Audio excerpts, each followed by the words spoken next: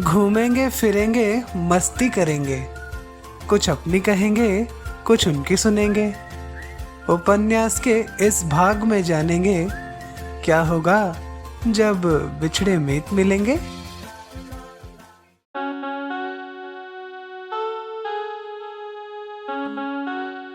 Can I hold your hand, एक खूबसूरत एहसास, कोमल अग्रवाल की कलम से निकला उपन्यास।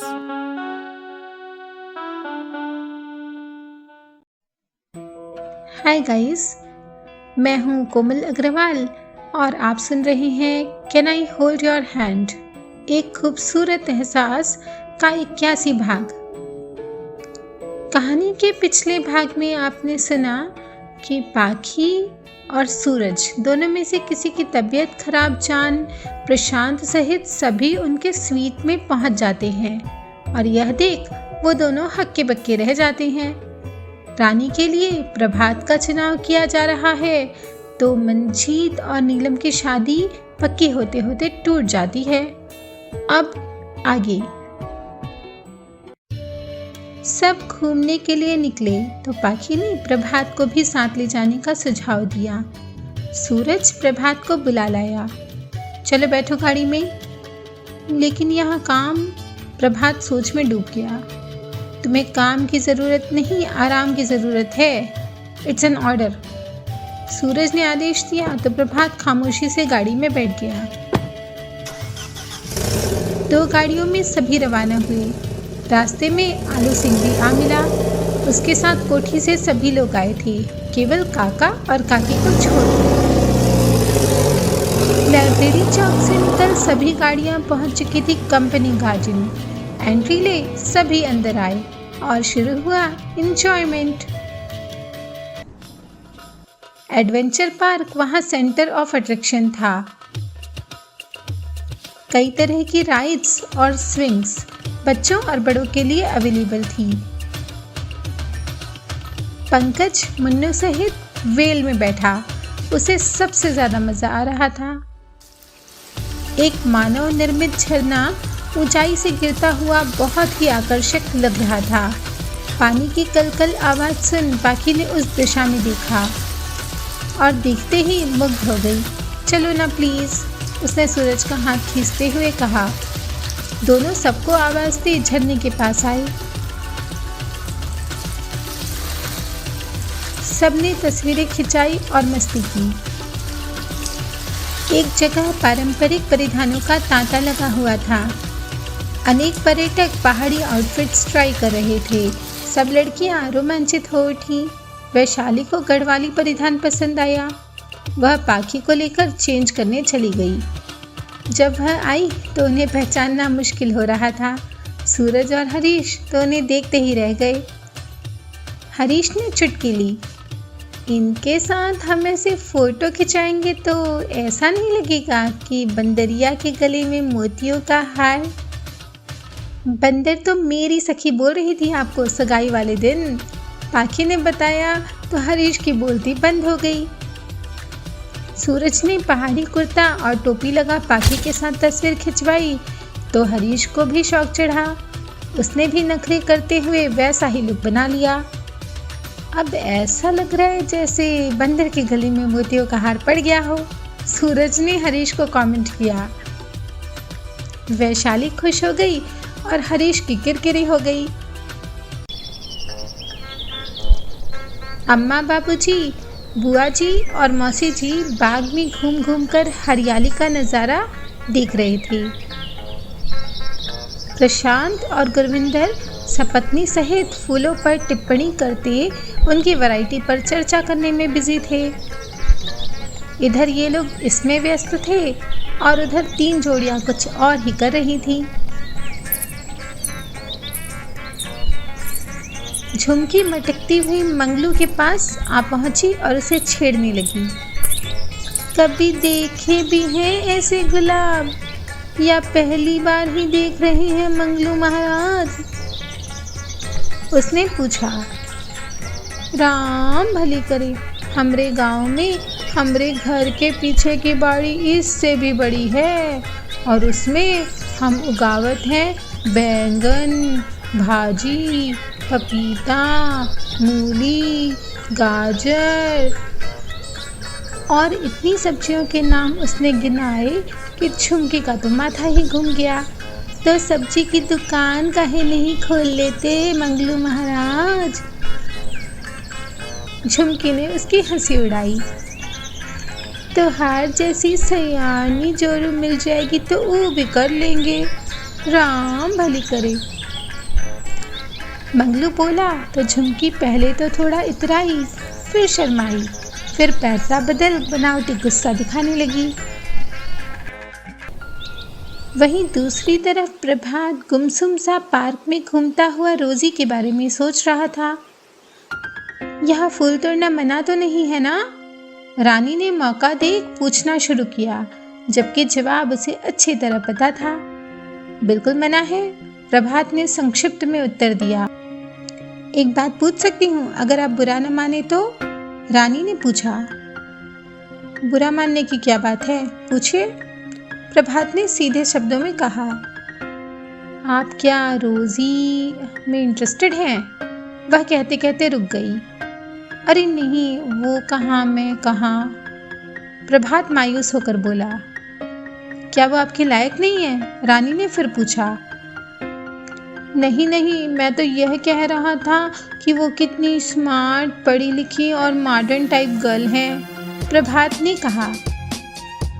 आप भी तो कितने स्मार्ट हैं और इतनी ऊंची पोस्ट पर भी तो हैं, रानी ने कहा। छोड़िए, सबकी किस्मत में सब कुछ कहाँ होता है। प्रभात ने विषय बदलते हुए कन्नी काटने के उद्देश्य से मंजीत को आवाज दी। अरे मंजीत सर, इधर आइए ना। पर मंजीत ने सुना नहीं, वह नीलम के साथ बात करने में जो व्यस्त था। मेरा तो दिल ही नहीं कर रहा यहाँ से लौटने का, नीलम बोली। मैंने इस जगह के बारे में सुना बहुत था, मगर ये जगह उससे भी ज्यादा खूबसूरत है, मंजीत ने जोड़ा। अच्छा, अब तो आपकी कलाई में दर्द नहीं है ना? उसने पूछा। नीलम थोड़ा सहम कर बोली, दर्द तो नहीं है, मगर एहसास अभी तक नहीं गया। जानते हैं, मैं बहुत डर गई थी। अगर आप नहीं आते तो सोचकर भी कांप उठती हूँ, उसने कहा। तो मंजीत उसकी आंखों में सीधे दिखने लगा। उसे थोड़ा साहस हुआ आया था। अच्छा, दोस्ती के नाते इतना पूछ सकता हूँ कि वो कौन है जिसने आपके दिल में घर बना लिया? वो मेरे कॉलेज में है, पिंटू नाम है उसका, नीलम ने खुश होकर कहा। पिंटू नाम सुन मंजीत को मन ही मन हंसी आई। वाह भाई वाह मंजीते, साडा कंपटीशन भी निकला तो साले पिंटू चिंटू दे नाल, उसने मन ही मन कहा। कुछ कहा आपने? नीलम ने पूछा। नहीं तो। अच्छा, कभी मेरी याद आए तो कॉल करेंगी? उसने थोड़ी और हिम्मत जुटाकर कहा। क्यों नहीं, आप नंबर दे दीजिए, नीलम ने कहा। तो मंजीत का चेहरा कंपनी बाग के गुलाबों से भी ज्यादा खिल गया। हुण देख पिंटू, ए आया मंजीता। सब एक दूसरे को खोज खाज एक कैफे में आकर बैठे। हिमालय के हरे भरे पहाड़ वहीं से दिखाई दे रहे थे। मैगी के साथ हॉट कॉफ़ी से सब अपना गला तर करने लगे। ऐसी मैगी कहीं और नहीं मिलेगी साहब, पूरी मसूरी में, कैफ़े के मालिक ने कहा। सूरत से उसका पुराना परिचय था। कितने ही ग्राहकों के मुंह से उसने गैलेक्सी होटल की तारीफ सुनी थी, तो वह वही बताने लगा। अब बारी थी एडवेंचरस एक्टिविटीज़ की। आसमानी झूले, parachute climbing, hot air balloon और भी कई खेल तमाशे हो रहे थे। बैठोगी उस झूले में? सूरज ने ऊंचाई पर लगा झूला पाखी को दिखाया। हाँ ज़रूर, वह उत्साह से बोली। डर तो नहीं लगेगा? नहीं, मैं बहुत बहादुर हूँ, उसने कहा, जबकि थोड़ा डर तो उसे भी लग रहा था। संभल कर बैठना। ठीक से उसे झूले पर बैठाकर सूरज दूर हटा और सबके पास आया। झूले के चलते ही तो जैसे पाखी की हालत ही पतली हो गई। बाप रे, कितना खतरनाक है, उसने कहा। उसके पेट में गुदगुदी जो हो रही थी। प्रीत और नीलम भी तब तक झूले में बैठकर एक चक्कर लगाए थे। हरीश और मंजीत पैराशूट क्लाइंबिंग कर रहे थे। पंकज एक रोपवे पर साइकिल चलाने लगा। उसे देख मुन्नू किलकारियां भर रहा था। प्रशांत के साथ बाकी सब यही देखकर संतुष्ट हो गए। कुछ घंटे मस्ती मजाक कर उन लोगों ने अगली मंजिल की राह ली। टिहरी डैम था उनकी अगली मंजिल। मुझे झील देखनी है, पाखी ने फरमाइश की। हम लोग वहीं जा रहे हैं, समझी? सूरज ने कहा तो सभी लड़कियां उसकी तारीफ करने लगी, पाखी को छोड़कर। घुमावदार रास्तों से होती हुई गाड़ियां टिहरी डैम के पास पहुंची। उत्तराखंड के प्राकृतिक सौंदर्य में चार चांद लगाता टिहरी बांध अपने आप में इंजीनियरिंग चमत्कार ही तो था। ये डैम भागीरथी नदी पर बनाया हुआ है, सूरज ने बताया। प्रशांत जाने कहाँ से एक नेपाली गाइड को पकड़ लाया था।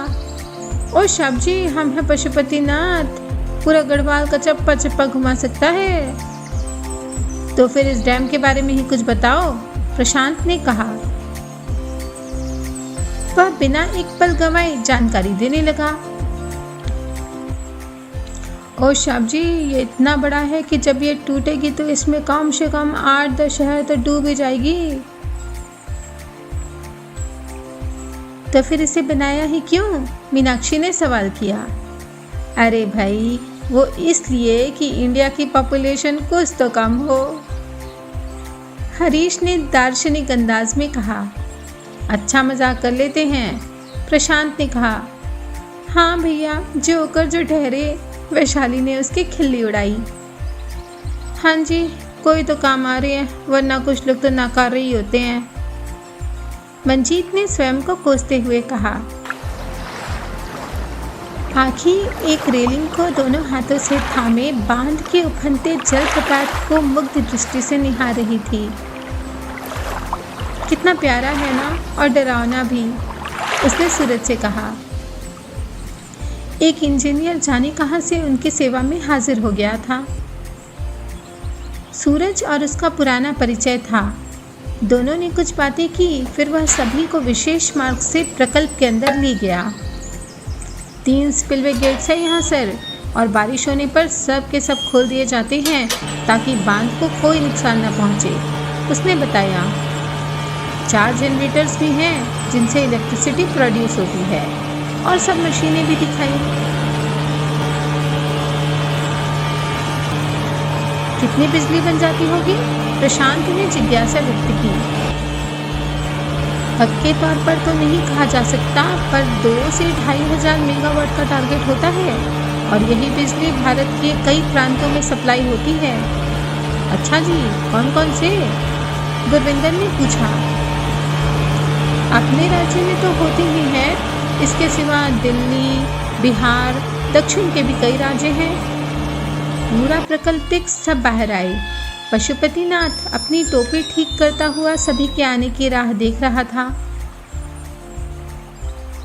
ओ शाम जी, वो पहाड़ी देखता है ना, वही है टिहरी शहर, वहीं से दिखेगी पूरा गढ़वाल, उसने सामने की तरफ उंगली दिखाते हुए कहा। देवदार के जंगलों और फूलों की घाटियों से घिरा शहर सचमुच ही लुभावना दृश्य प्रस्तुत कर रहा था। सब शहर देखने के लिए लालायित हो उठे।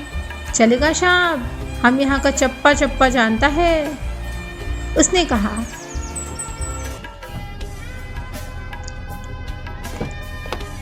उसे ले सब गाड़ियों में सवार हो दुर्गम पथरीले मार्ग से होते हुए चली। वह फिर मुंह चलाने लगा। ओए मेम साहब, सब लोग बोलता है इसको गढ़वाल का महाराजा सुदर्शन शाह अपना महारानी के वास्ते बसाया था। फिर तो हमारे जीजू ही पिछले जन्म में यहाँ के महाराज रहे होंगे। इन्होंने होटल बना दिया और महाराजा ने नगर। रानी ने कहा। क्या बात है, आपने तो हमारा दिल ही जीत लिया। सूरज ने खुश होकर कहा। आप हैं ही तारीफ के काबिल तो करनी पड़ती है, किए बिना रहा ही नहीं जाता, वैशाली बोली। पाखी मुस्कुरा रही थी। तुम भी तो कुछ कहो, सूरज ने उसे छेड़ा। आपकी फ़ैन फॉलोइंग इतनी है कि मेरा नंबर आते आते रात हो जाएगी, पाखी ने कहा। तब तो मंगलू महाराज भूखे प्यासे ही स्वर्ग से धार जाएंगे, झुमकी ने बीच में टोका। उसकी बात सुन सभी को खाने पीने का ख्याल आया। एक चौक पर उन्होंने गोलगप्पे और कचौड़ी चाट खाई। ढलते हुए सूरज की रोशनी में टिहरी शहर बहुत ही खूबसूरत लग रहा था। शहर का चक्कर लगा, वे अब झील के किनारे इकट्ठे हुए। मैं ये वाली बनाना राइड करूँगा भैया, पंकज ने फरमाइश की। मंजीत और हरीश के साथ उसे भेज प्रशांत और गुरविंदर अन्य महिलाओं के साथ एक बड़ी सी बोट में सवार हुए। हरीश, वैशाली, पाखी और सूरज स्पीड बोट की तरफ गए। मंगलू और झुमकी एक छोटी सी नाव पर बैठ गए और मंगलू उसे खेने लगा।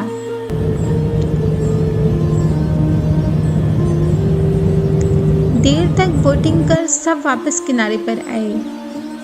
पाखी झील के शीतल जल में अपने दोनों पांव डालकर जलधारों से खेल रही थी। सूरज उसके पास आकर बैठा। ठंड लग जाएगी, फिर पैर दर्द करेंगे, उसने कहा। तुम हो ना, फिर सिकाई कर देना, पाखी ने शरारत से कहा। लगता है मेरे प्यार का नशा अभी भी उतरा नहीं है, सूरज ने कहा तो वह झेप गई। वो तो कभी नहीं उतरेगा, पाखी ने कहा तो सूरज उसके गालों पर आई लटें संवारने लगा। इन पहाड़ों की खामोशी को सुनो, तुम्हें मेरे दिल की धड़कन सुनाई देगी जो पाखी पाखी और सिर्फ पाखी का नाम पुकारती है। पाखी ने उसका हाथ कसकर थाम लिया और मेरे दिल की धड़कन भी सूरज सूरज सूरज पुकार रही है। लो सुनो क्या कह रही है धड़कने, एक दूजे के लिए हम तुम बने। अब निगाहों में तुम्हारा नूर है, जन्नतों सा ये हसीन नजारा है।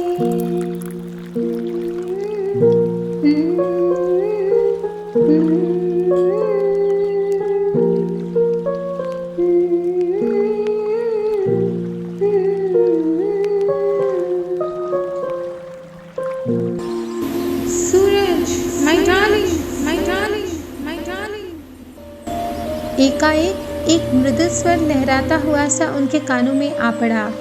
दोनों ने सामने झील की तरफ देखा। एक नौका पर सवार एक विदेशिनी सूरज की तरफ हाथ हिला रही थी। तो दोस्तों, कौन है ये विदेशिनी और किस रिश्ते के आधार पर इसने सूरज को डार्लिंग कहकर पुकारा है? आप भी जानने के लिए उत्सुक हो ही रहे होंगे, पर आप अपने दिमाग पर इतना जोर मत डालिए और फटाफट लाइक, शेयर और कमेंट्स के माध्यम से अपना प्यार और प्रोत्साहन हम तक पहुंचाइए। फिर मिलेंगे अगले भाग में इसी चैनल कनेक्टिंग ड्रीम्स पर, जो दे सपनों को पंख।